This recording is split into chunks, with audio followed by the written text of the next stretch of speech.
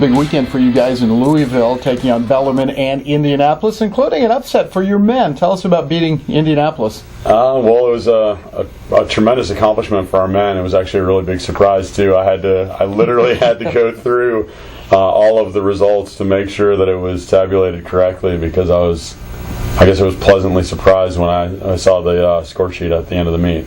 It's what's it called? A tri-duel, or what do you call it? They call it a double duel. Where say that we use 9 lanes. Each team got 3 lanes, and what they ultimately will do, they'll score out a meet between us and Bellarmine, us and Indy, and then Indy and Bellarmine will have they'll do the score for all 3 of those meets within the one event. So you beat Bellarmine on the men's side and Indianapolis. On the women's side, you beat Bellarmine and lose to Indianapolis, who I think were number 16 in the nation. Yeah, they're 16 in the nation. They had a couple mid-season acquisitions that were very strong, but we also we had some solid performances against both Indy and Bellarmine on the women's side this weekend. The highlights from the double duel? Some highlights. Well, I guess on the men's side, I don't know if he's going to get it, but I did nominate freshman Aaron Stanek from Bartlesville, Oklahoma, for the GLVC Athlete of the Week on the men's side. He won the 50 freestyle both days, and to get that win against UND, a very strong program, was huge for our team. But most importantly, he led off our 200 free relay at the end of the meet. And his leadoff leg, he broke his own school record that he set in Chicago. And keep in mind, this is right out of our winter training. They're all tired. I mean, I'm getting text messages from the recent alumni saying, how much are you resting these kids? They're swimming really fast. And I'm like, we're not. And they're like, oh. So it's going to be an exciting end of the season. I think it was a good momentum builder for our program. Just coming right out of training trip, they are pretty exhausted. I mean, we put in basically 3 days in Florida. Right. And then even when we came back to Jewel this last week, we were going pretty difficult doubles every day. And then I guess the only rest they got was I tried to arrange practice time at Wash U for our sprinters to lift weights and our mid-distance and distance to get in the water on Friday morning, but our bus company said that our driver needed 8 hours of downtime. Okay. Otherwise, they would have had a practice on Friday morning before the meet. So sleeping in that morning, although I did have to go to the old school trick of calling every room to get everybody up, because we were looking at that forecast and we wanted to get out of St. Louis before the freezing rain hit. Yeah. Did you have any trouble with that, by the way? Travel, we couldn't ask for smoother travel. We had a little bit of icing on the front of the bus, but yeah, Ricky, our driver, he said it was the roads were fine, but it froze up a little bit for about maybe only 20 or 30 minutes before we entered. I think it was before we entered Indiana. Back to your men's win against Indianapolis. Is that maybe one of the biggest you've had since you've revived the program? I'll be honest, that was probably the biggest win. It's the first time. Well, we beat Lewis University just it was about a month ago, maybe 5 weeks ago here. And Lewis was ranked nationally. But they were ranked nationally 25th. So for us to beat the 13th ranked team, I mean, we swam incredibly well, but I think Indy underestimated us and didn't really put some of their swimmers where I would have had we swimming it, like coaching against your own team, and you just try to. It's strategy. You try to put swimmers in events that are going to give your team a win. Individually, right out of the we lost the first relay against Indy.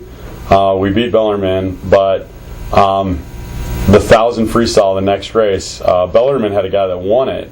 But we went, technically speaking, against Indy, we went 1, 2, 3. Right. So that was a huge momentum builder. And then Indy won the 200, but then Aaron Stanek won the 50. We lost the 400 IM, but made a charge after that. Had some big swims. We technically won the 100 freestyle. Keaton Durr delivered a 47 flat, which is the fastest he's ever gone unshaved. Brian Hahn had a massive swim in the 100 breaststroke, come from behind win on a defending I think an All-American honorable mention from Indy.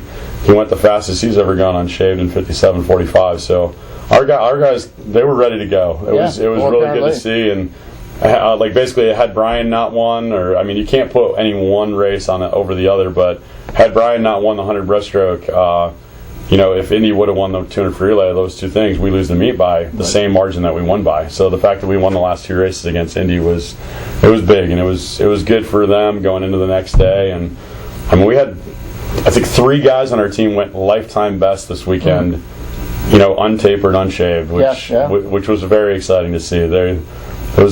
Just the overall morale of our team was on a high note. It was good. Well, now please tell me about the schedule coming up this week, Thursday and Saturday, because it's changed from your original schedule. Originally, we were going to have KU and Tabor College on Saturday, but then the Morningside coach reached out to me, and I guess we were part of a quad meet a year ago, and asked if there was potential for them to join us at our pool. And our pool is obviously 6 lanes. It's a little crowded. So I reached out to both of the other coaches to see if that was, within the realm of possibility. And Clark Campbell from KU he got back to me. He said, that'd be a really long day for just his women. Right. And so he asked if there was any way possible that we could bump it up to Thursday. So because KU Kansas does not have a men's team. They have they only have a women's team. But I immediately contacted Jalen, and she said the Mabee Center was available, and why not? So it's just a duel for our women, an opportunity to race against the Big 12 D1 program.